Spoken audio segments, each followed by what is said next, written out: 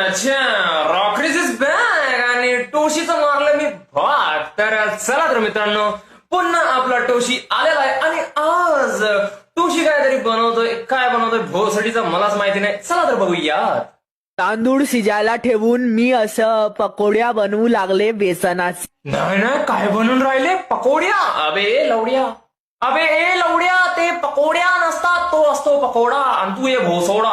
कारण की मला बेसनाची पकोड्यांच्या कड्या बनवण्याची नको बनव तू बेसनाच्या पकोड्या, नको बनव तू बेसनाच्या पकोड्या. आता धर माझ्या लवड्या. प्रकारे कढी तयार करून माझे भात शिजून गेले. पहिल्यांदा टोशीनी बरोबर शब्द म्हणलाय कडी.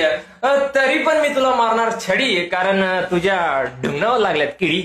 जेव्हा माझे तांदूळ गॅसवर शिजत होते त्यावेळी मीने पोसा मारण्याची सुरुवात केली आणि मीने पोसा मारला.